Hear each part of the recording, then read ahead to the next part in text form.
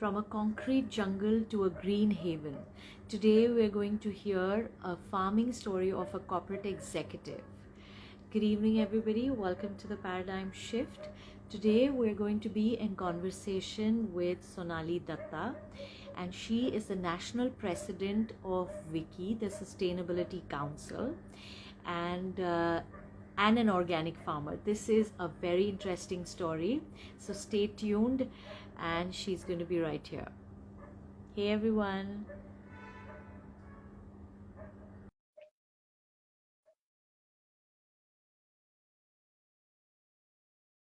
Hey Alpita, hey Kusum. Good evening, Sonali. Good evening. Very warm welcome to the Paradigm Shift. Good evening. How are you? I'm okay. How are we? Are you on your farm? No. It's been raining, so I haven't had a chance to go there. And technology demands I remain here. Thank you so much. We have no connectivity and power there at the moment. Pure sustainability. Sometimes. Oh my God. Thank you so much, Sonali, for not going to your farm for this interview so that we can motivate a lot more people to go back to farming instead of everybody coming from the villages to the concrete jungle. Okay, so should we jump right into it, Sonali? Sure. Okay, so Sonali, tell us about your early life. What was early life? What was childhood? What was youth like?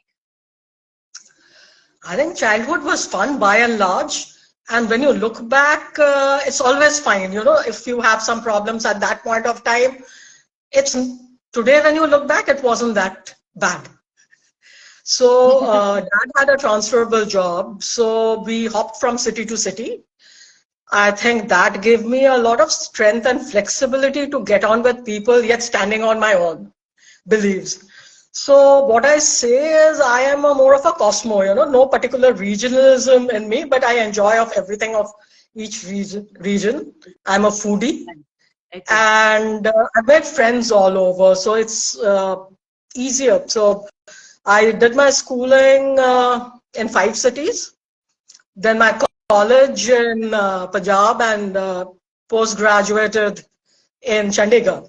So okay. Even my education was like after school, I started to become a doctor, didn't clear that. So all that young ego, I transferred to English honors and history and economics, did well with English honors, and then said, oh, I don't want to be a lecturer. So then I went on to study economics. Then after that, my father was very keen that both his children, at least one of them, go into a government service, civil services, but it didn't happen that way. I took up a job with market research of all this thing and got a total different side of life, different side of life. And then direct sales, office automation, literally. That kind of thickened my skin a little bit. Okay. And then I had this wonderful job, which in this company I remained for 33 years. And a lot of people would refer to me as a dinosaur. Till I decided there's too much of stability and security, so let's do something new. Okay. So here I am. And that's the time when you had this paradigm shift, right?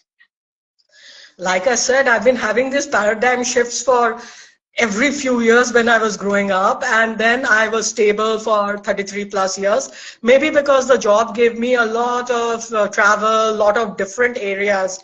In one job, I had 5, 6 different careers, so it gave me that. Okay. And at the end of it, I thought, and this paradigm shift came at the right time. I had picked up some agricultural land, and at that time, I think my only thought was it was near Goa. So, you didn't. But as I came to that every year, I kind of grew a fondness for it. And last couple of years, I've been serious about it, very, very serious about it. Okay. So, when I can imagine from the hustle bustle of Gurgaon to Sangli. How do you say Sangeli. it? It is Sangli. in South Bari, the thing, but the district is Sindhudurg. Okay.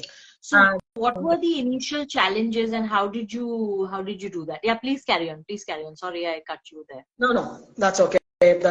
Actually, I guess I was lucky Okay. because I picked up this land with a friend, and then I was kind of the silent the farmer and a tourist Okay. farmer to begin Okay. with. I would be there for 7 days, look at everything, and my friend shifted and full time started looking after the farm. So a lot of Lovely. development was there, and the last 2 years I've been more involved, and I've been trying to promote that and see that the more and more people get involved and understand what is happening and the education part of it, little bit of Yeah. marketing also. Yeah. And I am willing to accept the realities. So I've developed a lot of patience, which I didn't have earlier. Okay. So my motto is like, okay, if this doesn't happen, never mind. Dekhenge. Some other day it will happen. So Okay. earlier I set a plan and say, okay, by this time I'll do this, I'll do this. So I had my plans lay out, and then within the plans I'd give myself the flexibility. So Right. over the last 2 years, I've kind of, it's literally one day at a time. Get up in the Okay. morning, see what you have planned is going to happen or not. If it doesn't happen, it doesn't happen. Because at the farm, if you're a plumber or an electrician or your labor says they'll come today and they don't come and they don't pick up your calls and they come 7 days later, what will you do? You can't do anything. So I think That that was one of my questions. That was one of my questions. How do you deal with labor shortages? So do you have a lot of people working on your farm? no, we haven't. Actually, ours is a natural farm. So between us, we've got about 8 acres of land. And this is in the Okay. Ghats. So you get a lovely sunset view Wow. of from the farm. And we've left a lot of the areas with its natural biodiversity. So when one drives in, one actually thinks that you're in a forest. So we've not, unlike the others who bought land and even the local farmers who've totally, cut every tree there and made the ground totally at one level and then like plantation grown things as much as they can. So our area, Okay. we've left the natural flora fauna a lot because that allows the biodiversity and the local. Just like now, Right. labor is hard to come by. I'll give you an example. We've been wanting a couple to come and stay there and look after it, and it's been all now 2 years. We had somebody before the COVID.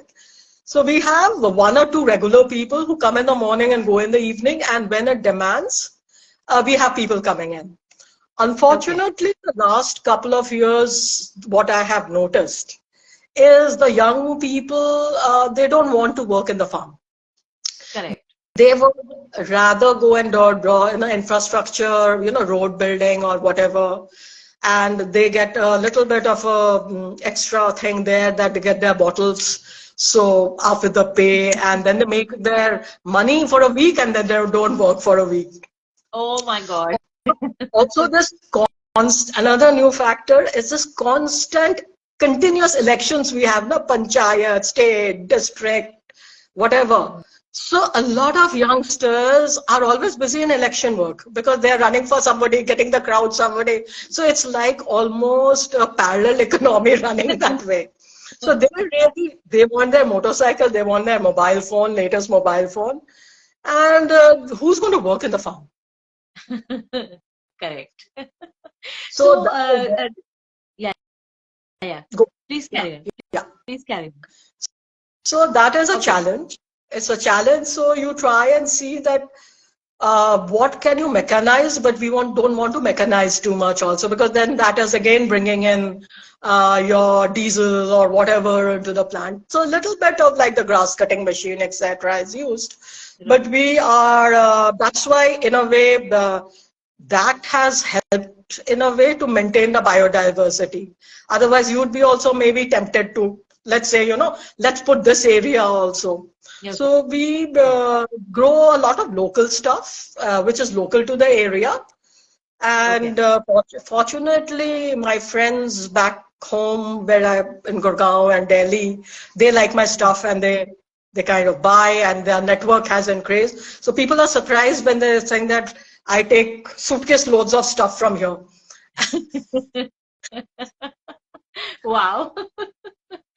That is So so cool. that's that. Okay, so Sonali, so tell us a little bit about the natural, like you already went into that. So I just wanted to know, like, tell us a little bit about your natural farming, organic farming practices that you do, and how different they are from, the conventional farming practices.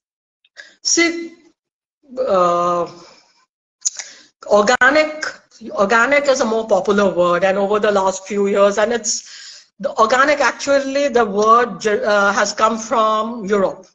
And if I want to give you a history of it, it goes back to the World War and a lot of it. So I will not start here. It's a full session by its own.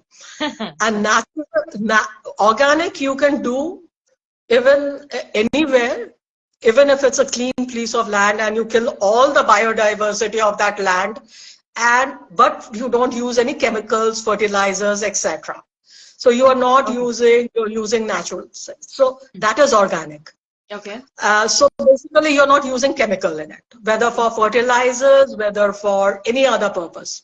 Even though the seeds, you try and buy the local variety and all that. Because even seeds these days, because of you don't want insects to be there, there's so much of insecticides put on the seed itself when they are stored. So that is there. And natural means that you're leaving whatever you're growing is growing, but you're not disturbing the natural flora and fauna. And you are, the biodiversity around it remains. The trees which are there, which may not be giving you fruit or anything, but they're there. There are lots of herbs growing in our land. All the leaves and all what falls, they form the mulch and they form the fertilizer out of it. So natural means that you're leaving the area as much as you can. Of course, all our organic waste also goes into the composting, but everything which is there in the farm, like the trees falling, something has fallen down, even the insects which are dead, all that goes into the compost and the fertilizers, this thing. And, when you are there, you realize and you kind of respect that the flora and fauna needs to live. So, for an example, when we are in a city, you would think nothing about stamping a cockroach out. I'm just giving a simple example. And we would all jump and put a cockroach out, or the insects which are crawling over. But when you are there, you learn to live with them. You just put them out back in the farm where they belong at, because if they've crawled or fallen from the roof or whatever, you grow. I think there's a lot of respect from the other life also comes in. As human beings, we tend to stamp out everything for our own comfort. But there you realize that you're sharing your life with each one is very important. So whether it was a caterpillar or a earthworm or a beetle or a butterfly or any dangerous insects also. So, and there are snakes and there are scorpions and there are many things. So you learn to live with them and just be careful about it. But that's it. I'm drinking water which is drawn from the well without filtration. Wow. Last 2 years. My doctor gets very horrified when I tell her. She says, no, you must have worms and I must deworm you, give you some medicines for it. I keep telling her, my systems have never been better. Awesome. That is such a good thing. Very, very little things. I've got out of the habit of using air conditioning. We don't have, obviously, no air conditioning there. Right. So that's it. So nice. So you were just coming to that thing, which also forms my next question, when you said a tree might not give fruit. So do you also have plants or trees that actually give you immediate financial benefits, or are you Yes. looking at Uh, future uh, financial benefits? yes, there are, but I'm not making any money out of it. So my goal is the money which I'm putting in every month or in a year, let the farm earn. So I'm striving towards that. All We right. grow cashews. We grow cashews, and we grow turmeric. We grow coconuts. Okay. We do. We'll be doing cinnamon next year. We do pepper. We do some rice also. 2 years we've not grown rice, but local variety of rice we do. And then we planted betel nut, which will be probably 2 years or this thing. But we are not doing any vegetable and fruits as such, though we have mango trees and banana trees and guava trees there. As I might say, if we get it, what the shraddha of the birds and the animals give us. So the birds, the peacock, the beans we put together. So if you have vegetables, the peacocks have a first go, the birds have a first go of it, the monkeys have a first go of it. So वो हमें जो श्रद्धा से मिल जाती है, we consume it. बाकी we leave it for them. How nice. How nice. So that is there. So we are not doing that commercially, but the cashews and the turmeric and the pepper and the coconut oil. I'm doing a lot of it. And I hope to do cinnamons and betel nuts there. And we also, there's a lot of herbs growing. So we are thinking about bringing out herbal teas, what you have, just natural herbal tea on it.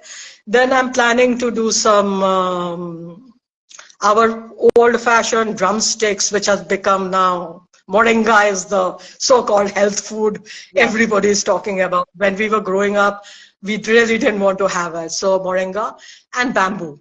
So I'm growing some bamboo and teak as well in a part which is unfenced, and so bamboo is something which I'm going to go through very much in the next few years. It will help in the carbon credits, as well as it helps to make sure the soil is not eroded, and plus it will help in the building furniture. Maybe a few years down the line, if I can set up a small scale for the women and the craftsmen in that area to build, to manufacture things out of bamboo, I might do it.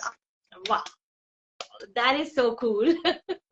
So since you've come on this topic, let's go on to, you mentioned sustainability, and we have mentioned on the promo that you are national president of WICCI, the Sustainability Council. Would you like to tell our viewers a little bit about this? Because this video is going to, once it's downloaded, and it's going to be put up on Instagram and YouTube and Facebook and Twitter and LinkedIn. So I hope we, motivate a lot more people to join us. So tell us a little bit about WICCI. Yeah, WICCI is a Women's Indian Chamber of Commerce and Industry. It's actually a part of 5 sister bodies. The original sister body is called All Ladies League. And all the associations out of it is a women's association. So there is She for Economy, and there's a G100 group, which is an international group. It is the whole organization is founded by Harbeen Arora, and WICCI has a lot of councils, what they call as councils, which are sectoral specialization. So they reached out to me, I will be frank, at a time where my well was not getting built. The contractor had run away after all this thing. Okay. So I told my friend that, listen, the universe doesn't want me at the farm. So I'm going back to Goa. And let me figure it out. So then I get a message from WICCI, the founder reached out to me that we would want you to head one of the councils. Okay. So I looked at what was available, and I said, no, it is not interesting enough, and this and that. And then they said, okay, if you think that is something challenge, what do you want to do? I said, this is a field. Corporate sustainability is very close to my heart. I have been part of that when I was working, the CSR, the sustainability and everything. And I was getting increasingly interested on the ESG subject and from a corporate sustainability, also the compliance part of it. So it was something not very different, but a total new thing again.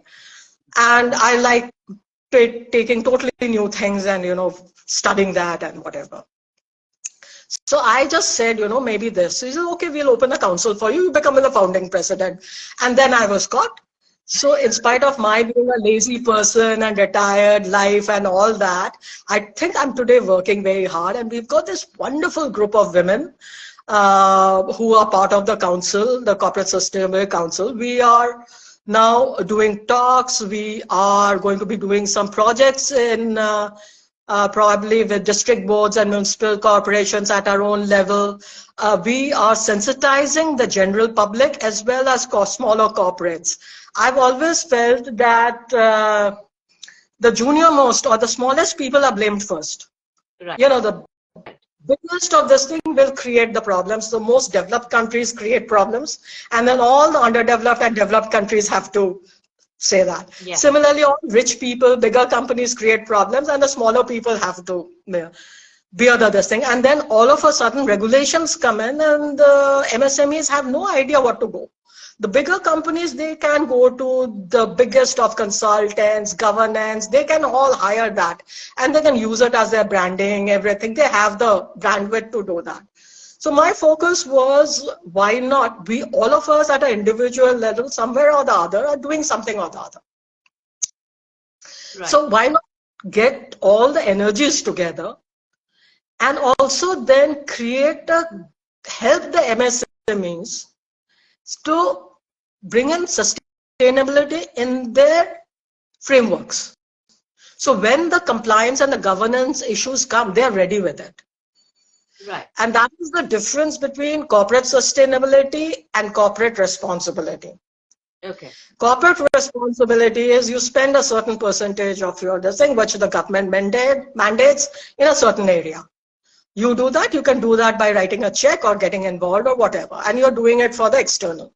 You're doing very good work. But your own practices can be bad within the organization. So you're not sustainable as an organization.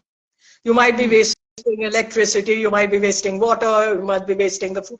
Very little things, bigger things are there. So environmentally, you may not be friendly as an organization. So though a lot of people don't realize that even a small step, like you put up a sensor in your bathrooms or the toilets or the areas which are not used. So the electricity gets saved. There are companies with canteens, food waste, they can be composted. Composting doesn't necessarily only happen to the RWA or your own home. The composting can be there also. So I said that these are easier things to do. If you go to a smaller corporate and they say, already you may be doing that, the water harvesting part of it and everything. And you tie up there, then slowly you bring sustainability. And if people working there can start practicing sustainability within themselves, then you automatically start respecting, and you're going to a workplace. So it doesn't become very difficult. Correct. Because, this is something one of years ago, when I was working, one youngster who was my assistant at that point of time, every time he was not keeping well, and every time when I was look out for this guy, somebody would say, oh, he is resting there, he's not well. So I called him after 2-3 days. I told him, boss, if I'm giving you leave, you go, because it's not fair that you come and this thing, we'll manage. He said, ma'am, you don't understand. We don't have electricity and power there. यहाँ तो मैं सोने के लिए आता हूँ because air conditioned. So for them, the aspiration is to air conditioning. So when they earn the money, they will. So if they know that if they are living without air conditioning, it's good. You can bring that to them. Then when they come to a certain thing, they will not. So a lot of our lives, actually, we've spoiled it over the years. And if you look back, we were living a very sustainable life. I mean, we didn't have a refrigerator or an air conditioner till I was probably this thing, and now again I don't have a air conditioner and a refrigerator. Wow. No, that is amazing, because like I said, because everything, like when you go into sattvic practices or Ayurveda, they will actually tell you that you should not be eating anything after 2 hours of cooking it. So you cook fresh and you eat it. So what you're saying is so true. If you don't have the refrigerator, it's actually good for your system. And when you're always in an AC, your bones and everything become brittle, and So, everything with the environment is definitely, that is getting affected. So I so want when to I tell you go to the farm, there's no AC. There is no. I have AC here in one of the rooms or two of the rooms, and right. a small refrigerator. But in Goa, everything goes bad very quickly because of the Yeah. humidity. So anyway, and I don't like cooking, so it is mostly boiled food. It's easy way out. Yay. That is super sattvic. That is super sattvic. Not So very a personal lazy person, just a sorry, very lazy person, sorry. very lazy Just person. a lazy person. Okay. So a personal story about composting, like you said, my mother-in-law does not throw most of our peels. So pyaz ka chilka, ande ka chilka, everything gets, nimbus, everything gets, in different containers. And then she will use the water that is there as, fertilizer. And then once that everything gets absolutely what do you call, disintegrated, then she will put it with the compost with the soil. So that, we, on an individual level, we're doing that. We're keeping our garbage as little as possible, and of course our building does that. So there was a message on our wiki group where they say everybody segregates their garbage, but what goes after, once we throw it, it's like anybody's guess. In So fact, yeah. that is one area in fact, today when we had a meeting of the Himachal and UP and UK group, this is what we were discussing, that what can we do with the municipal corporations to see. One of the members, she has a house in Kulu, and and her house is right on the Beas. So she was explaining how the trees she had planted had saved her house and that row, because everything beyond that got washed away. Wow. So Oh we wow. discussed this morning and we said, let's us now look at an our area while we are all doing something in our homes. Let's look at it from a smaller government. So let's not talk about very big things. Like I say, one step at a time. Yes, one day at a Baby time. steps. Correct. It's very easy. When you say, oh, you got to do this, this, this, and everybody says, itna to nahi hoga. We can't do that. But if you manage Right. it, it's like, in management terms, it's called eating the elephant. Okay. So if you That is so leave cool. the elephant on one side, the elephant will only grow bigger. Okay. But if you eat a little bit of it every day, the elephant will soon be gone. It's more of an African phase, but it is a management principle. Okay, let's start eating the elephant. Okay, I'm vegan, so I'm not going to eat. Everybody else eat. Let's We eat are the not, elephant. so I don't mean it in that way, but when you put the problem, it only gets bigger. So keep picking away on the problem. Yeah. Absolutely. So also, like, since you're talking about work, you're talking about farming, tell us how different is it, like, from the corporate world, from the hustle bustle of, maybe go out, Gurgaon, slow paced life, the isolation. How do you work with that kind of, I mean, does it haunt you, or are you okay? No, no, I love it. I love it. In fact, my challenge was, and that was the day I decided that, yeah, I can live on the farm, where I stayed 10 days in a farm without where the labor would come in the morning and go at 5 in the evening.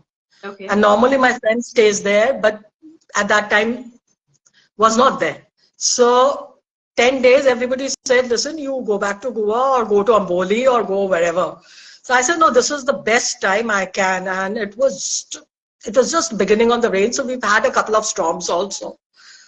And after 5 o'clock, there was nobody at the farm. So we have 8 acres. His cottage is built in one this thing, and then there are fields all around us, because the villagers go back home to the village, which is about a kilometer away. So I stayed there for 10 days, morning, literally, and the guy who's there regularly, he would give me a call at 10 in the night. I'd say, "Aap bahar to nahi baithe ho, and you please go in," because we do, there are sometimes smaller animals or leopards do come in, or a wild boar comes in. In the night, whether it was imagination or not, you could, all of a sudden you would hear that somebody is, heavy breathing or digging the soil or this thing, because some animals do come in. So nearby, because it's all jungle and it's on the ghats. So, and after 10 days, then I said, no, I will build my cottage here now. And that I hope to do very soon. I've been going and giving dharna at the Tehsildar's office. They've lost a paper. So that is life. That is life. Okay. So we've covered most of it. Okay. So what inspired you to start? Sorry, go on. Go ahead. Okay. What inspired you to start the educational webinar series, Living with the Nature, and how has the response been so far? See, frankly speaking, we've done only one, but we've created 3 or 4 others, because my friend has a lot of knowledge in this and I'm learning. So for me, it was more, and I said, okay, let's start this. Like the differentiation I've made between natural and organic. Not many people understand that. So we thought that let us use the series to educate people and sensitize of what is it living off the ground, literally. And today, if you look at, I am now that at this thing, I am beginning to be part of many farming and farming communities online. And it is, and everybody who is there, there's a people who've left their corporate lives and moved into farming. So it's a very strange thing that while we are moving from cities to the farms, and the villagers are moving from the rural areas to the cities. I mean, they would rather take up a job serving at a small dhaba or a small hotel than work at the farm. Correct. And here, the area where we are, it is a fairly, I would say, well-off area. And the economy, this belt also, people are lazy like me, if they have enough, it's enough. And so after the COVID, government has done a lot, like giving them some basics. If you have 2 children, then certain tons of rice, etc. Everybody has a little agriculture area, so they grow a little rice and vegetable, etc. Then the government, and then these government projects have come up. So, they really don't think they need to work very hard. Okay. So that is also there. Education is in a way free to a certain level. So, and when you're getting free ration, you're getting free this thing. So in that way, the whole thing is okay. But there are people I have seen who are aspirational. So they will work, they will try and see. While people are well off, in a way, they are not starved. They're not starved. But liquidity is low. So I have seen how hard life has been after demonetization here and then after COVID, because finance for them, if they get 30,000 cash in liquidity, when I say cash, I mean liquidity, in a year, it means they can educate somebody in the college or buy that scooty or, do that extra thing. Otherwise, they have enough to eat, send the children to school, wear their clothes, everything. But that liquidity is not there. And people who want that, now they are understanding, and that's why a lot of farmers are now learning from us. So we've also, God willing, if I set up, then we will set up a small workshop place where farmers can come and learn. We've done a few for the farmers and at the farm, and then there are a lot of people who are getting in touch who would like to live on the farm for mostly foreigners for a few months, work on the farm, and find out how to live that sustainable life. So maybe, I don't know. Wow. If it happens, it happens. If it doesn't happen, it doesn't happen. But I'm God working towards that. willing. God willing. That is great. So my friend Mona says, brave woman, when you said that thing, na, that you could hear in something heavy breathing and somebody digging this. So Mona, let's go and like how before the foreigners come here and stay on a farm, let's go and live a sustainable life and try and do this. Let's see how this works. This would be Believe me, a lot of fabulous. people are doing it, and it is not so much bravery as I've always gone into things, and then middle of the way, I would think that, oh, maybe this was not the most practical or the safest thing to do. But by the time you're halfway, and then you say, okay, never mind, ab kar lete hain.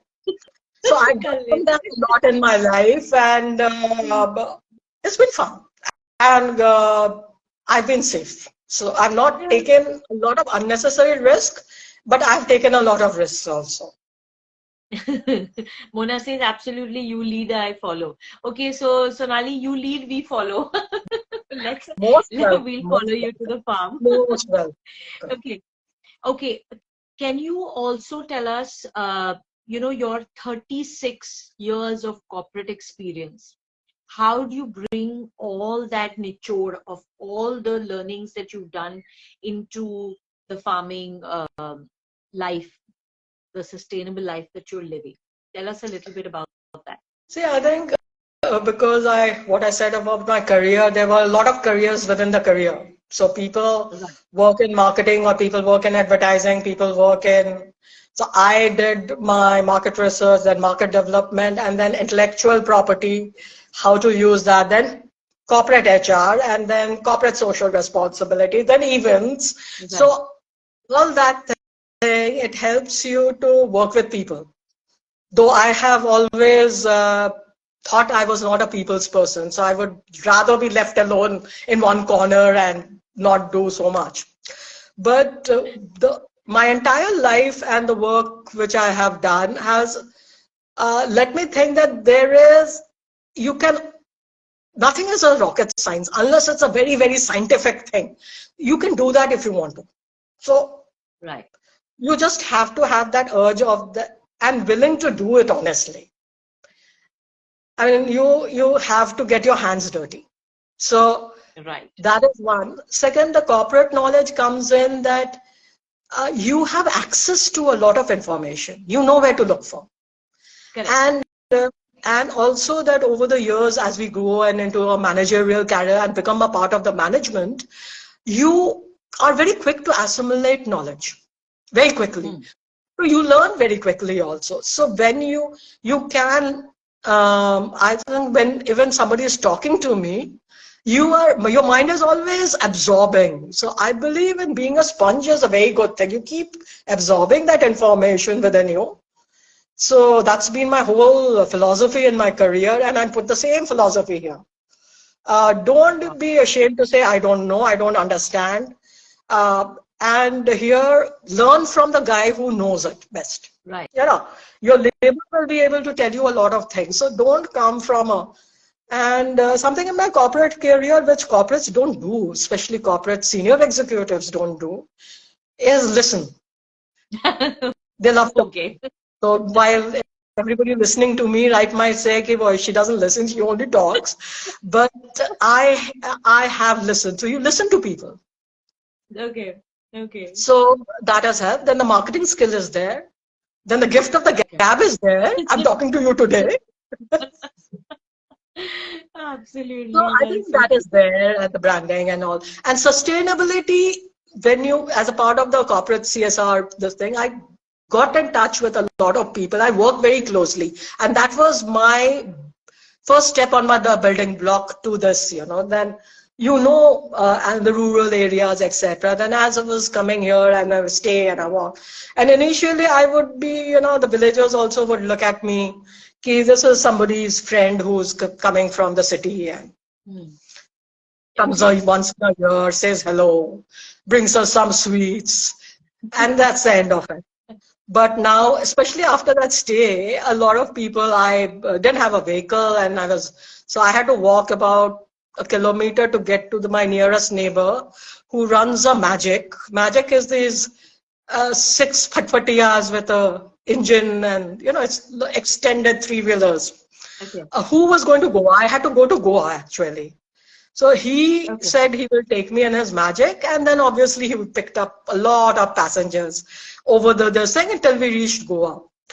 And everybody there, I mean, I didn't know anybody, but slowly everybody in that span of 45 minutes and hours journey, they told me, Sonali, you are in Konkani, you are the person who's staying all alone there.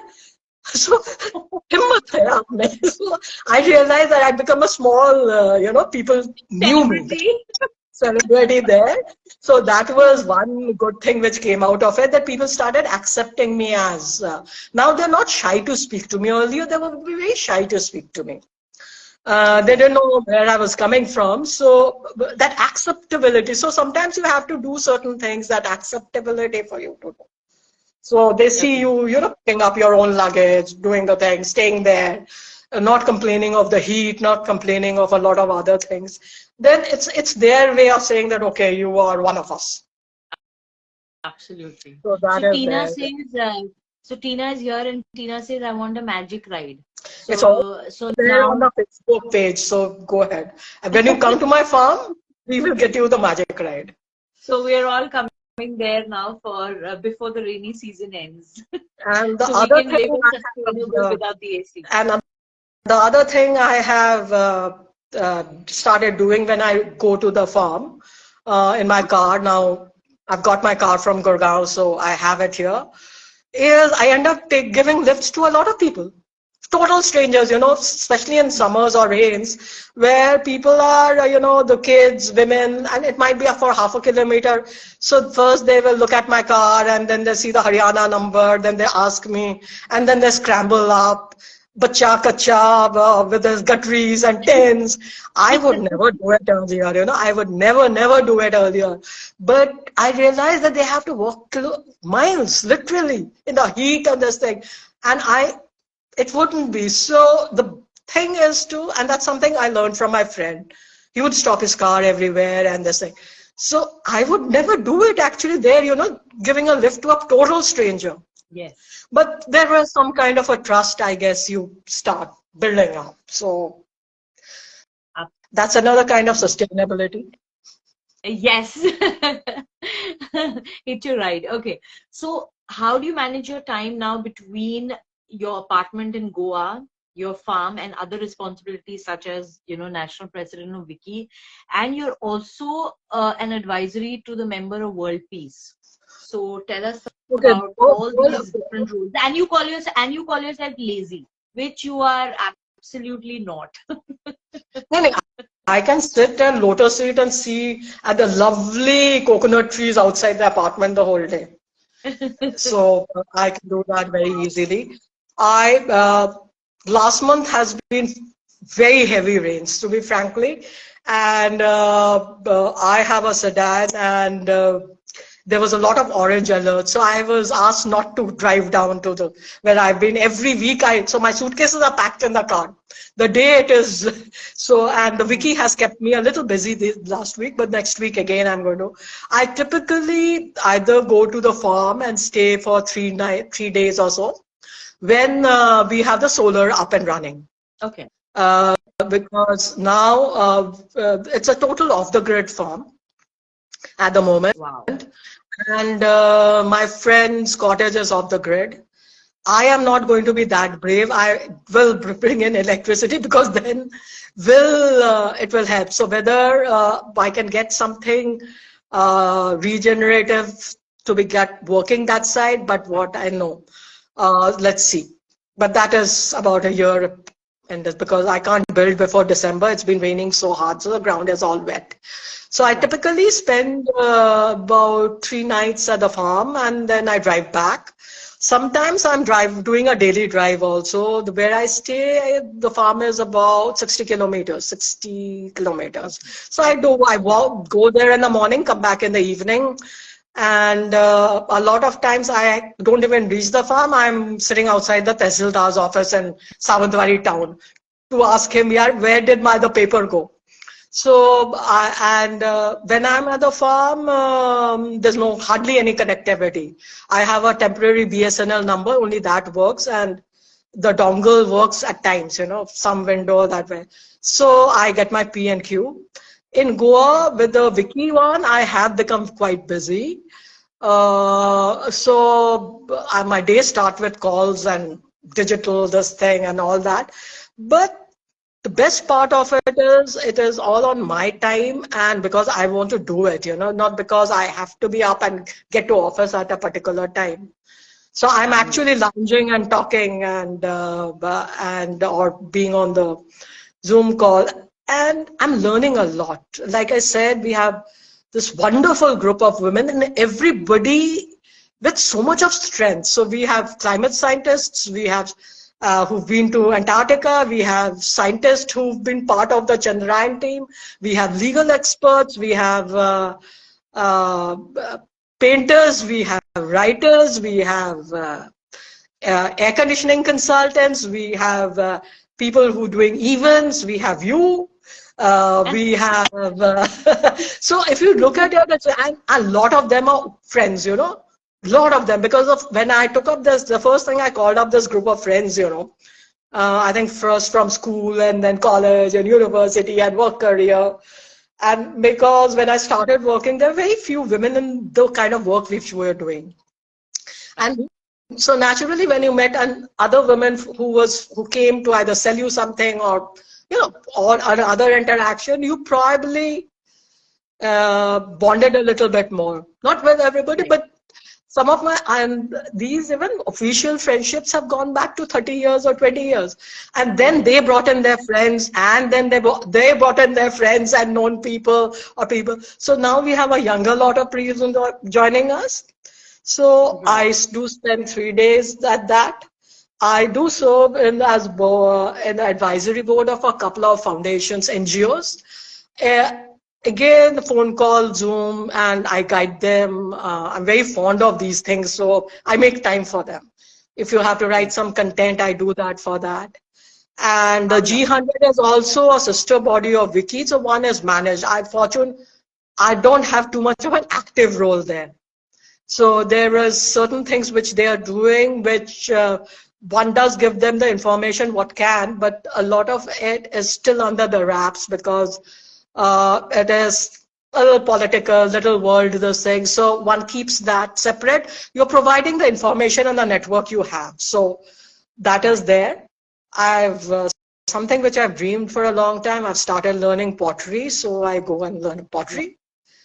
I Wow. do and learn potteries on a Monday morning. So I'm very happy not going to office. I'm actually going to a studio to learn pottery. I think Monday mornings are my happiest Oh, after I've given up my lovely. corporate. So I was never a Monday person. So that Okay, is so you there. must send us some videos that we can share on the paradigm shift. Okay, so before we move on to our next question, which is going to be the last question, I want to tell everybody that will see the video, who's seeing the video now and will see the video later on YouTube, on Facebook, on Instagram, on LinkedIn, and Twitter.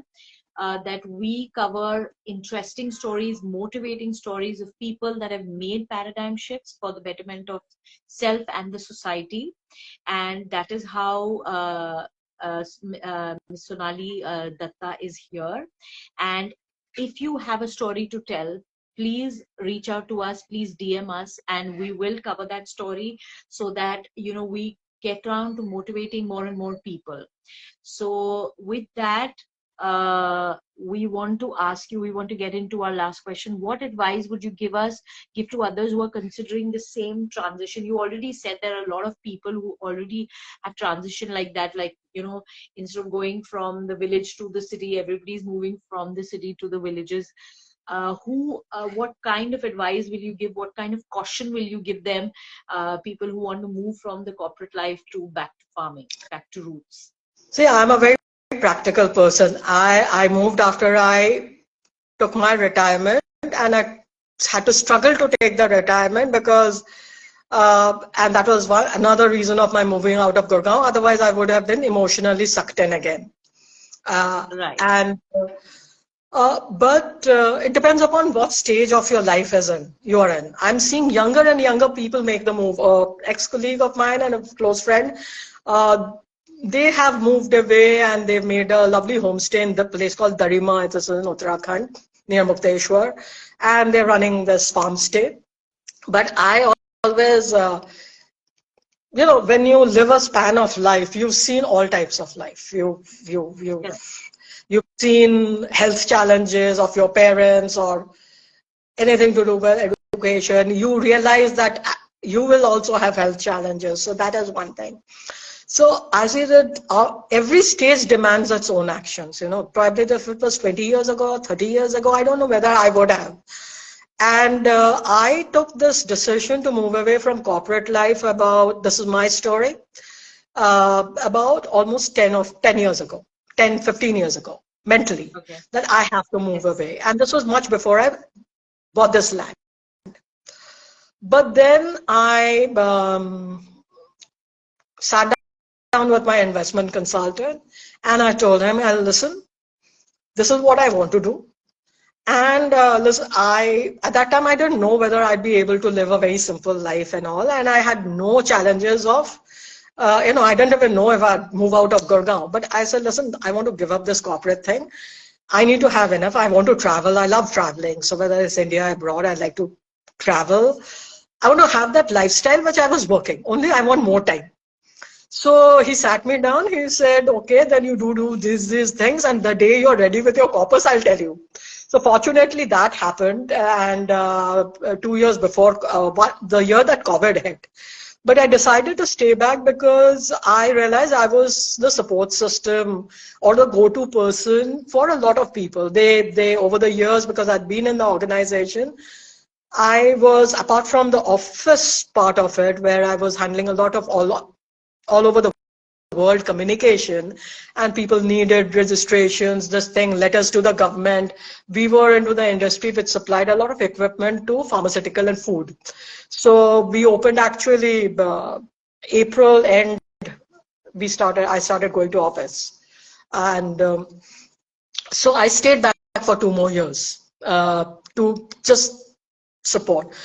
But somewhere down the line, it's you have to be mentally ready to give up a lot of things and have a backup plan at least. Backup plan that if you can do that, some bit of financial, you have to look at your responsibilities. For me, it was easier. I didn't have much responsibilities. I didn't have any responsibilities. So my Twitter handle reads Footloose.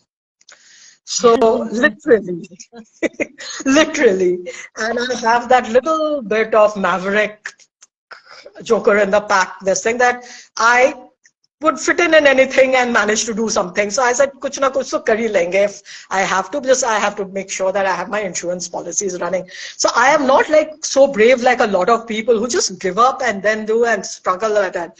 I am, I like my comforts. I Right. like my comforts, but I've realized like simple things. I live in a rented apartment here with a furnished this thing, and they didn't have a microwave, so I've lived without a microwave, which I can't think Wow. of doing in Gurgaon.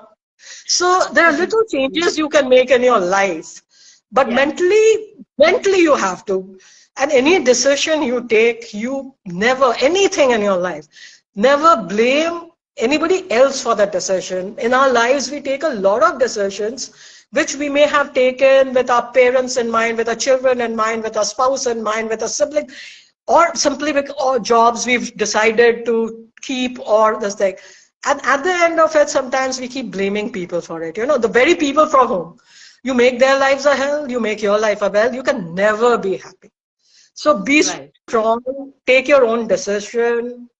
There's a lot of opportunities today for youngsters. Right. So that what they call is the gig economy. So I think I've spoken a lot.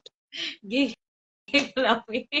No. You've not spoken a lot. You've given us a very beautiful insight on how people can make this transition. I think those are very practical points. Now, everybody that is watching this interview, please call up your consultant, financial consultant, and ask them when you're ready to move and buy that piece of land, that piece of peace that you literally say the way you describe it. It's almost I can visualize it, that it's peaceful and zen, and you were there with together with nature. I think that is such a beautiful thought. So at that note, we're going to leave all the viewers to munch on this thought, whether you guys want to move and start making that transition from the city back to the roots. And if you have any questions, I think you can DM Sonali Dutta ji, and she's here on Instagram, and we will be tagging her on this video.